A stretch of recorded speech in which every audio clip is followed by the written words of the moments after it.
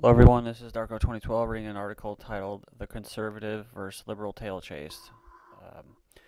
Absolute governments, though the disgrace of human nature, have this disadvantage with them, that they are simple. If the people suffer, they know the head from which their suffering springs. Know likewise the remedy, and are not bewildered by a variety of causes and cures. But the constitution of England is so exceedingly complex that the nation may suffer for years together without being able to discover in which part the fault lies. Some will say in one, and some in another, and every political physician will advise a different medicine.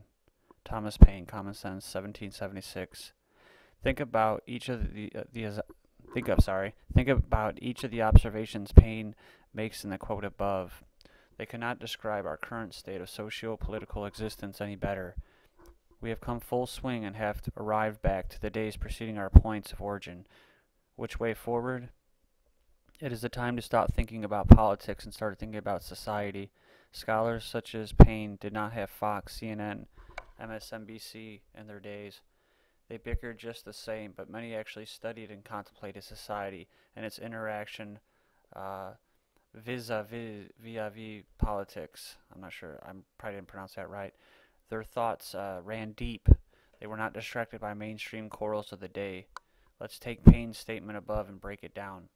Absolute governments, though the disgrace of human nature, have this advantage with them, that they are simple. If the people suffer, they know the head from which their suffering springs. Here Paine is saying that if a society is ruled by a dictator, people would have had the benefit of being able to immediately know the source from which their oppression emanates. Know likewise the remedy, and are not bewildered by a variety of causes and cures. Confronted by a dictator and knowing the source of their suffering, there is but one remedy: to overthrow the dictator.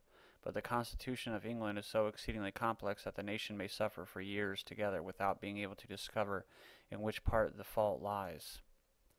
This statement recognizes a pitfall when authority is dispersed among many, and despite such balance of power, the people feel oppressed.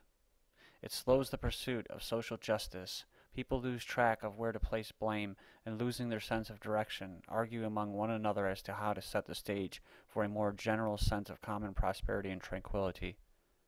Some will say in one and some in another, and every political physician will advise a different medicine. Witness the Republican versus the Democrats, the liberals versus conservatives, Fox versus MSNBC, and the independents who are lost in the melee. The state of politics in America is little different than that which the early Americans experienced in their time. The system is so ill-defined, chaotic, and confusing. The smell of corruption is behind almost every politician's door. We argue and squabble and blame. Politics is in its prime. Democrats and Republicans, conservatives, liberals, and independents. We are all missing the boat. There is a big picture here. We are all the same. We are not the elites. We are the working class. We have in essence the same needs. Why do we argue with one another? It's time to return to the pursuit of enlightenment. We need to make amends, cross political lines, and begin having a meaningful discourse on socio-political solutions. Political labels are destructive. Are we really conservatives or liberals? It's time to think about what these words actually mean and not what Hannity and Olbermann tell us they mean. One thing is for sure, we are the working class. Corruption abounds, and we, the middle class, are not doing the corrupting. We are on the same side. We just need to recognize it and find ways to unite. We might find that none of us need to cross to the other side of the line. There might not be a line at all. And that's pretty much it for this article. It was from the 10th Amendment Center, written by Jeff Matthews, and posted on December 29th, 2009. Thank you, everybody, for checking this article out.